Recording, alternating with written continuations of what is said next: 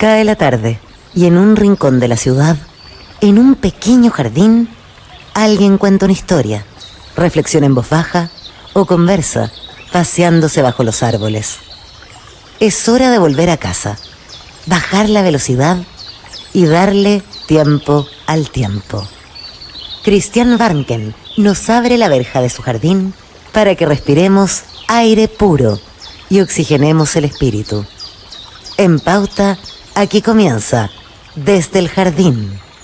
Una presentación de Vida Cámara, empresa de seguros de salud y vida de la Cámara Chilena de la Construcción. Y en sus 100 años, Fundación Irarrázaval.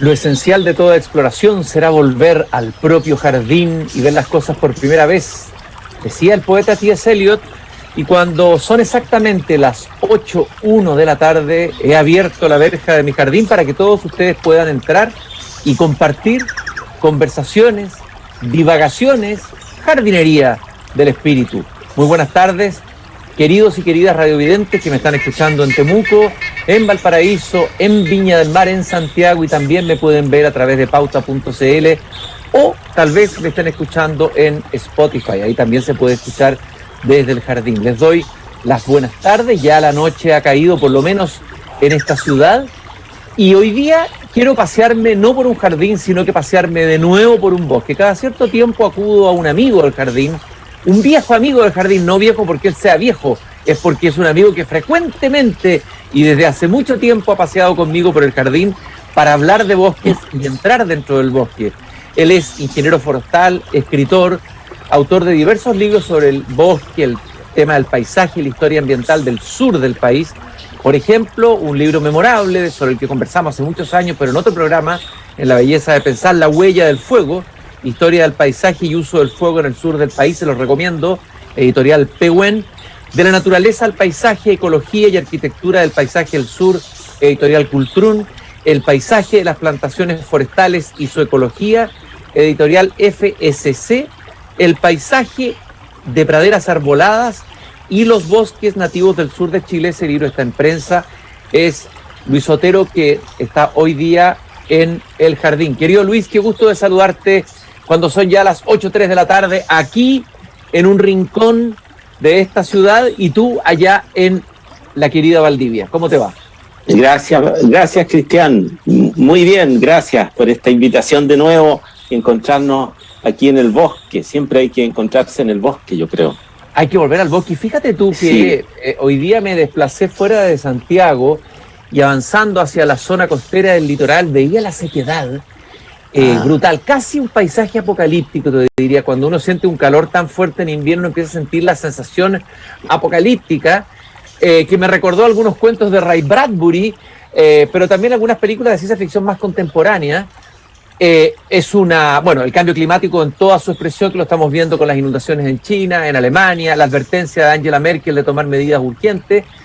Y tú me comentabas y me enviaste un mensaje que me hizo mucho sentido, por eso te invité a conversar a Jardín, de que en ninguno de los debates entre los candidatos presidenciales apareció el tema de los bosques, como si los bosques no existieran y no estuvieran en los programas, en el horizonte, en la mirada de los que pueden conducir los destinos del país. El ninguneo de los bosques de Chile, podríamos decir. Sí. Ya lo hemos conversado contigo, que los bosques son nuestros templos, son nuestras catedrales de Notre Dame, son nuestros pulmones, nuestras reservas de agua, nuestras reservas imaginarias, poéticas, etcétera. A ver, Luis, te doy la palabra para que te dirijas al país, a todos los posibles nuevos candidatos presidenciales, para que por lo menos metan algo del bosque en sus programas. El bosque, sí, po.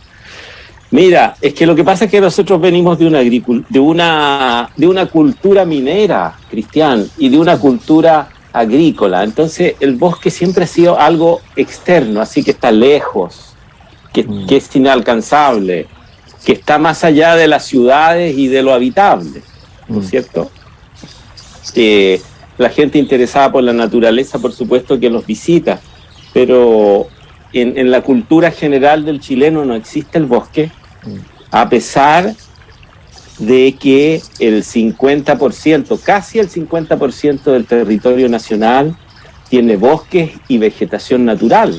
O sea, el 45% del territorio es bosque y vegetación natural. No son terrenos agrícolas, son montañas con bosque y con vegetación natural.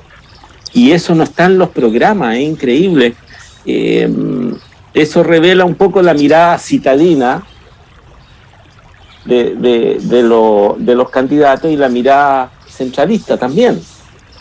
Oye, Luis, ¿no es cierto? ¿Y qué significaría, a ver, de qué manera incorporarías tú? Imagínate que te nombran asesor de cualquiera de los comandos, no vamos a decir de qué candidato para no revelar tu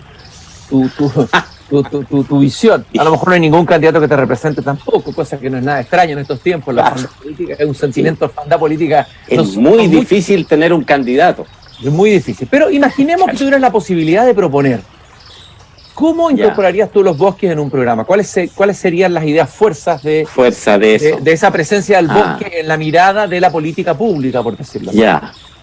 O sea, yo les diría en primer lugar que si quieren que Chile sea un país carbono neutral, que eso todos los candidatos lo tienen, carbono neutral al año 2050, o sea, que las emisiones del país y las capturas de la vegetación sean equivalentes, eso significa ser carbono neutral. Al final, yo les diría que piensen en los bosques, que es la forma más fácil de ser carbono neutral, lo más práctico, digamos.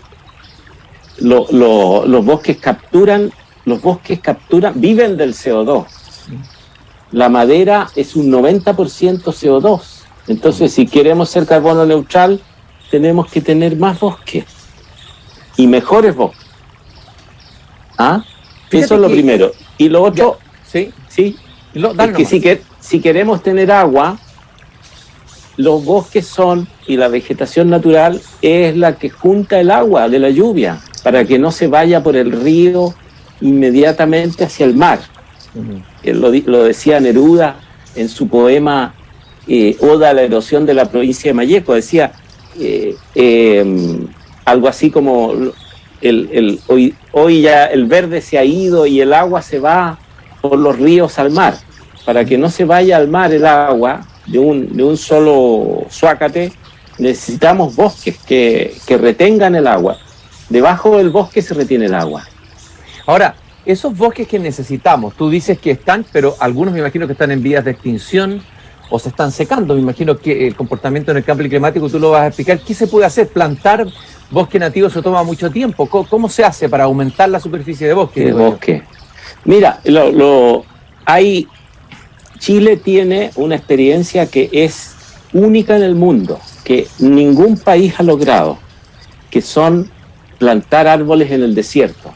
¿Tú conoces la Pampa del Tamarugal? Sí, claro, una maravilla. La Pampa del Tamarugal es una maravilla, digamos. Una maravilla. Es una cosa pero increíble. O sea, en pleno desierto de Atacama hay bosques. Es posible crear bosques ahí. Muchos de los bosques que hay cerca de San Pedro de Atacama, de Toconao, donde se hace turismo, son bosques plantados, son plantaciones de algarrobo y de tamarugo. Entonces es posible tener bosques con el cambio climático también, y sobre todo en el fondo de las quebradas, donde hay sombra, donde hay humedad. Ahí hay que restaurar los bosques en el Valle Central.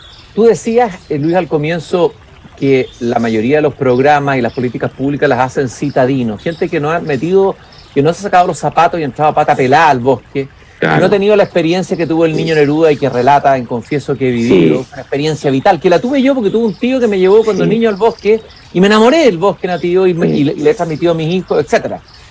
Entonces, esto parte por un tema de educación, un tema de no se ama lo que no se conoce, o sea. Exacto.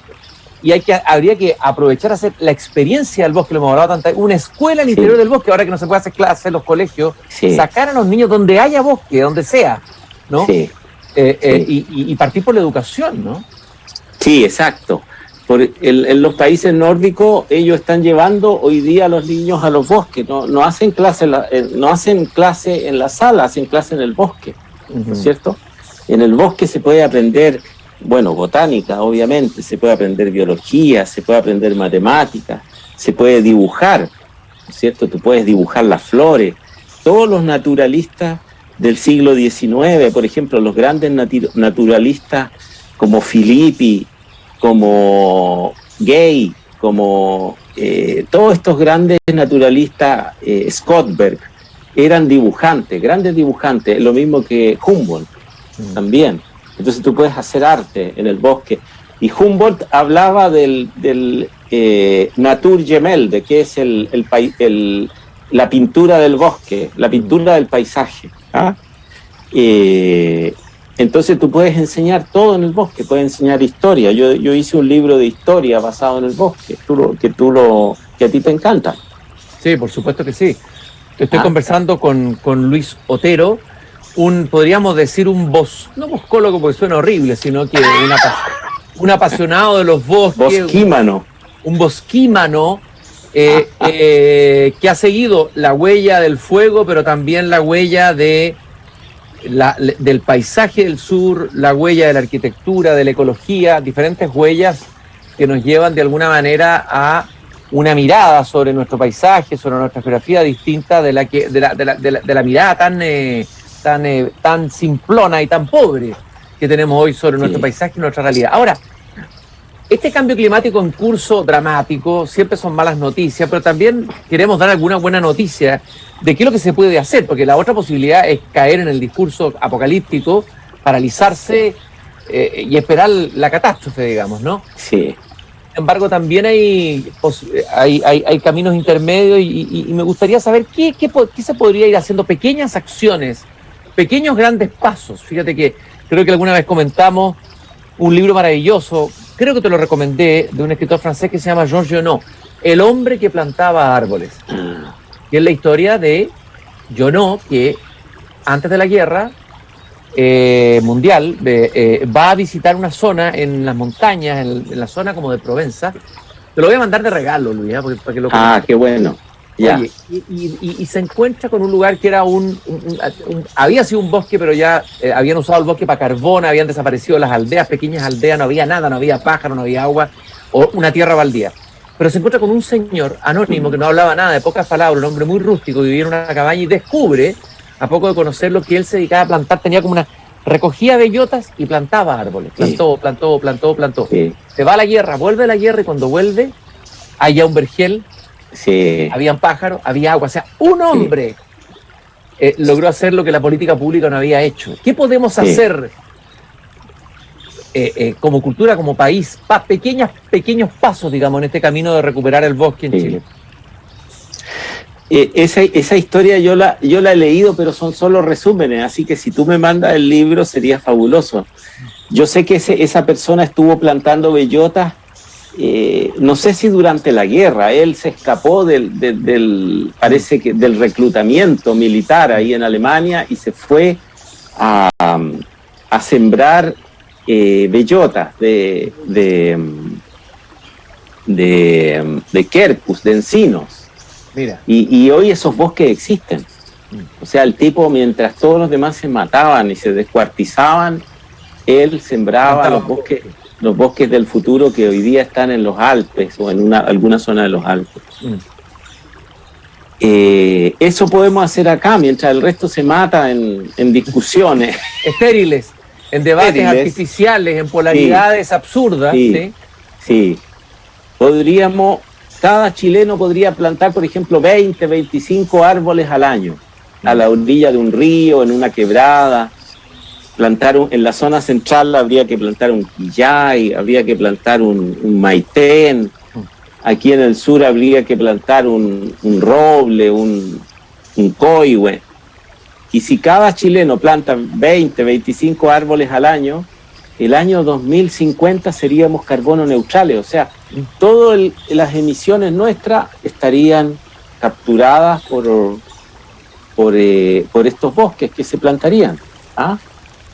Te hablé del algarrobo, o sea, donde hayan zonas muy secas, hay que plantar un algarrobo, un pimiento, el pimiento boliviano, que es un árbol lindo que trajeron los incas a Chile.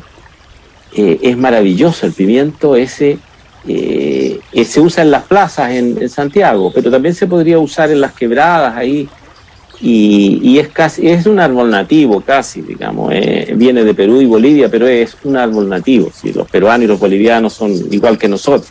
O sea, uno podría decir que puede haber bosques en el desierto, ¿ah? Sí. ¿Qué bosques crecen en el desierto? ¿Cómo son los bosques del desierto? Bueno, si tú vas a Fray Jorge, por ejemplo, ¿has ido a Fray Jorge? Sí, claro que es sí, una maravilla. Fray Jorge existe un bosque ahí que es un bosque valdiviano casi, está lleno de olivillos, ¿no es cierto? ¿Y cómo se produce eso que en ese lugar, digamos, árido, semiárido, cómo se produce que parezca ese bosque? ¿Cuál es la explicación? Es porque ahí hay mucha neblina. Entonces, esos bosques captan las pequeñas partículas de agua que hay en la niebla y la precipitan. Porque los bosques tienen esa cualidad, y eso también se ha dicho ahora en el Amazonas, que se generan ríos atmosféricos. O sea, los bosques generan unas aerosoles, que son partículas muy finitas, que se juntan con las partículas de la niebla o de la humedad del aire y generan lluvia, generan precipitación. Y eso es lo que se produce en Fray Jorge, por eso hay bosques. Entonces, aunque no tengamos lluvia, si tenemos niebla, si tenemos algún tipo de humedad atmosférica, los bosques generan estos aerosoles y se precipitan. Estoy pensando también en la zona del litoral, por ejemplo, el litoral central. Uno podría pensar en plantar bosques nativos, ¿no? Claro. Por la niebla matutina, por ¿cómo se llama? La vaguada costera y todo eso. La vaguada costera, hay mucha humedad ahí, muchísima humedad. Y entonces se puede tener bosque. Pero lo más importante es la cordillera de los Andes, eso te quería decir. Ya. Hay algunos de los programas políticos mencionan hacer restauraciones de bosque nativo, hacer corredores biológicos, y sobre todo está el tema del agua siempre. ¿Y dónde proviene el agua en Chile? El agua proviene de la cordillera de los Andes. La cordillera de los Andes es el gran capturador de agua. Es sobre los 2.000 metros de altitud existe un clima que es un clima casi polar, y eso a nivel de Santiago, donde llueve mucho más que en el Valle Central. Y las estaciones meteorológicas de Chile están todas en el Valle Central. No dan cuenta del clima que hay arriba, a los 2.000, 3.000 metros de altitud, que es otro clima, es un clima antártico. Oye, y uno podría pensar, bueno, está muy alto, pero que la ciudad debiera tal vez subir, así como dar impresión, porque en otros países, gracias, en otros países andinos, de alguna manera las ciudades permanecieron en la altura, grandes ciudades importantes. Aquí bajamos de los Andes, y nos fuimos a refugiar al valle, y ahí nació la hacienda, en la historia de Chile. Volver a subir, a lo mejor hay que ascender un poco. Mira, lo que hay que hacer, creo yo, humildemente en mi experiencia, es que toda la precordillera andina, que es muy rica en precipitaciones, hay que declararla un área protegida ahí y no meter más animales. Los animales, la gente del Valle Central lleva todos sus animales en el verano a la cordillera y destruyen la vegetación, destruyen todas los litres, los peumos, los quillayes, hay otro que se llama, también hay un tipo de olivillo allá también, y se comen todo. Entonces, tenemos que, si queremos tener agua en la zona central, tendríamos que cuidar la cordillera de los Andes desde el río Biobío hacia el norte hasta La Serena, y no meter más cabras ni meter más animales ahí, dejar que eso se regenere, que se restaure solo, y plantar si es posible. Tendríamos que, o sea, ya deberíamos estar haciendo esto hace bastante tiempo. Es decir, hay un sentido de urgencia en esto, ¿no? Sí, claro. O sea, si queremos que sobreviva Santiago y todas esas ciudades que están ahí, que viven del agua de la alta cordillera, esa agua solo la puede retener la vegetación que existe en las quebradas y que existe en la precordillera andina. No sé si tú has ido al río Clarillo, por ejemplo, ahí en Pirque. Sí. que mira cómo está Río Clarillo, está protegido, está lleno sí, es de precioso. boldos. Es precioso, está lleno de boldos, de peumos, de quillayes, de litre.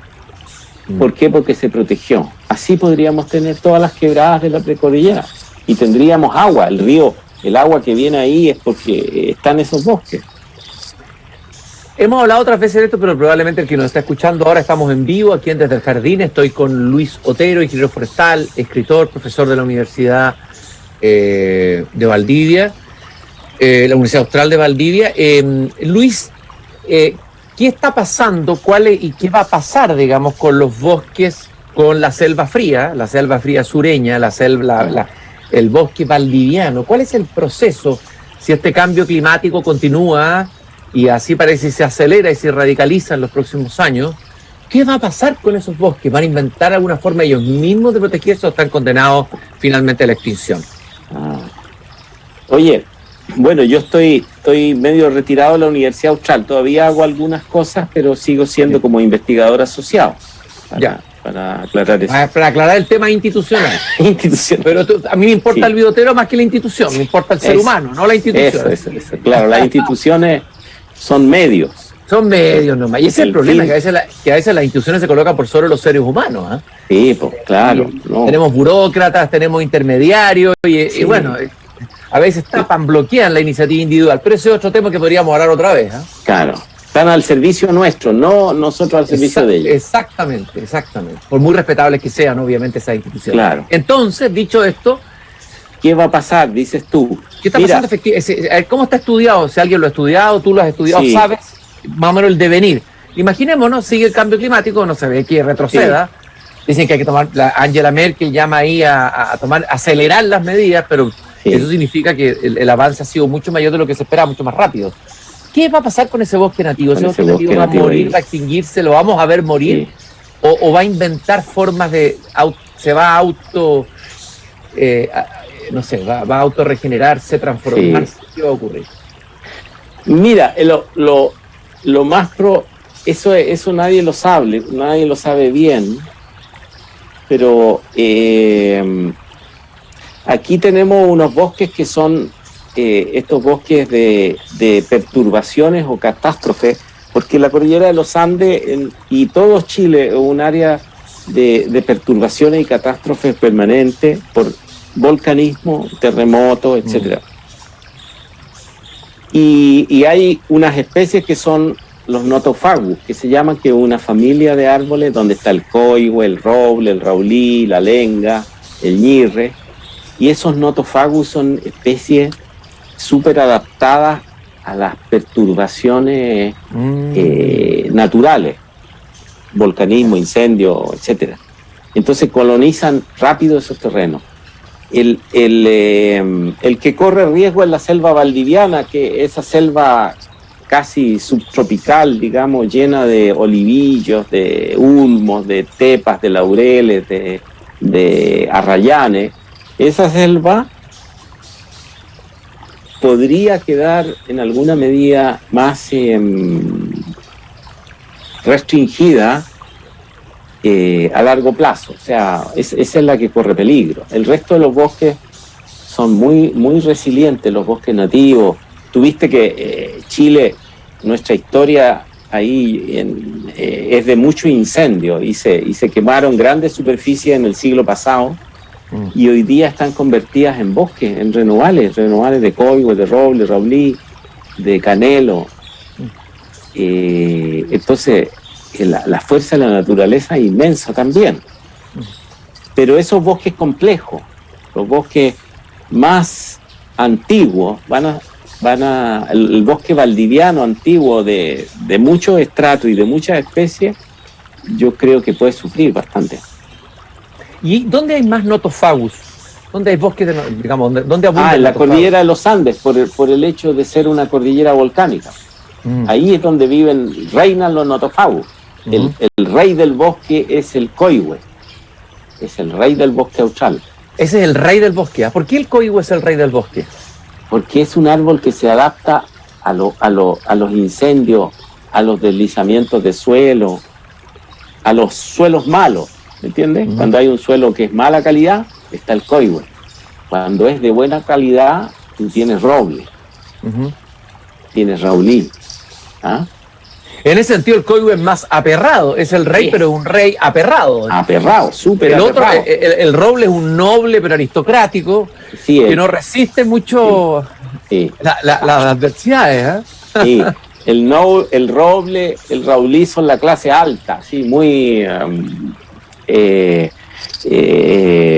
sofisticado y que requieren muchos suelos de muy buena calidad. El proletario es el roble. El coigüe. El coigüe. ¿Y qué características tiene el coigüe como árbol? A ver, ¿qué elementos tiene interesantes de relevar? El coigüe es un árbol que crece muy rápido, que coloniza estos terrenos deforestados.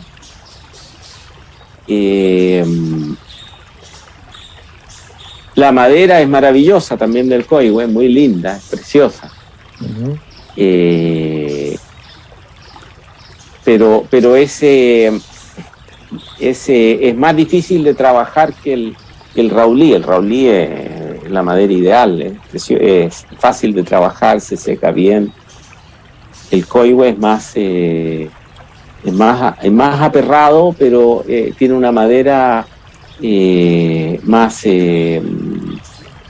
difícil de secar, por ejemplo, se colapsa, hay varias cosas. Pero es un árbol maravilloso, o sea, el árbol del volcán, lo mismo que la lenga también.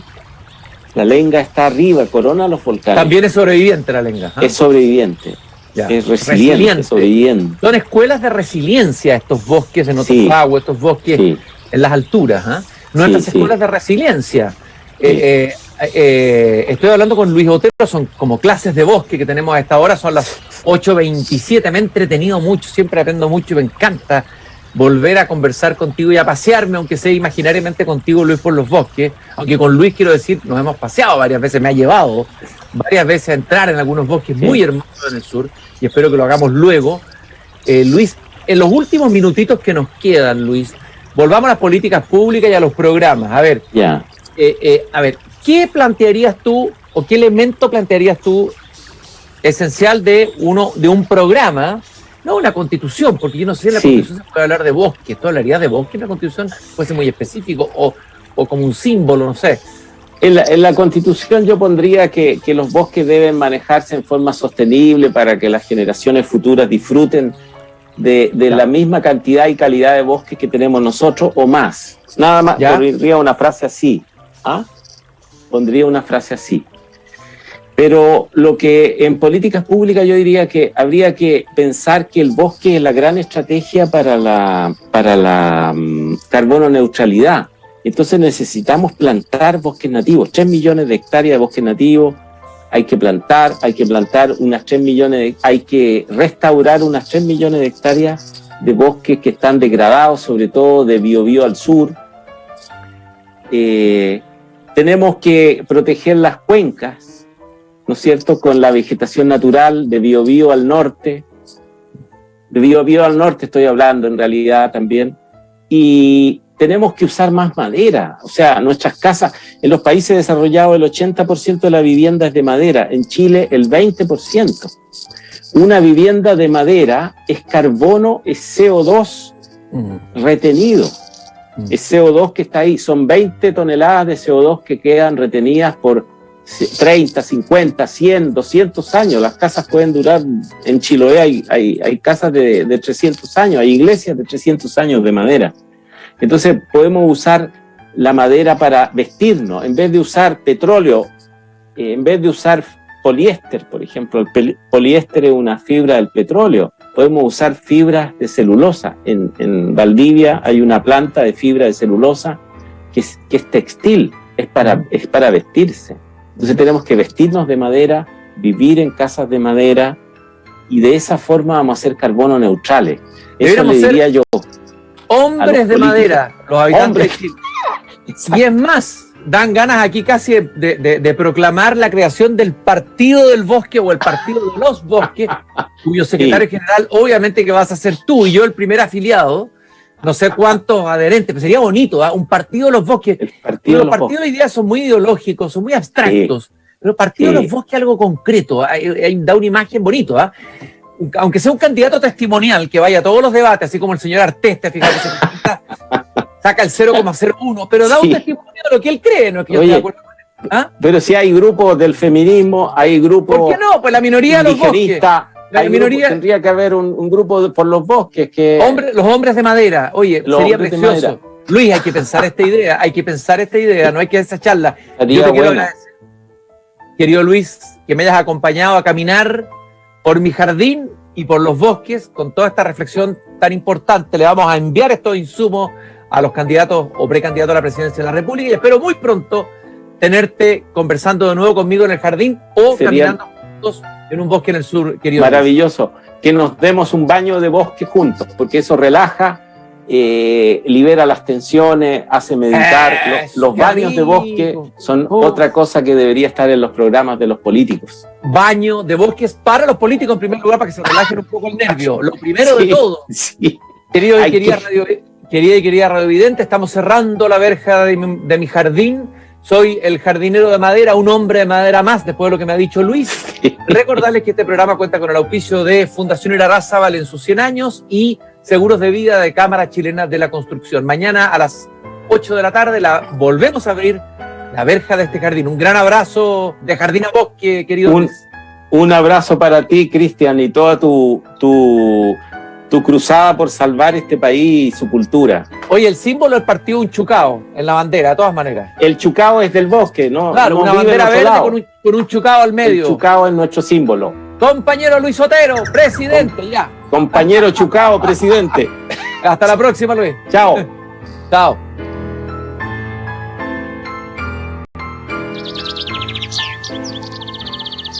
Es hora de cerrar la verja de madera del jardín. Pero Cristian Warnken la volverá a abrir todos los días de lunes a viernes a las 20 horas en Radio Pauta, cuando comience de nuevo Desde el Jardín. Una presentación de Vida Cámara, empresa de seguros de salud y vida de la Cámara Chilena de la Construcción, y en sus 100 años, Fundación Irarrázaval,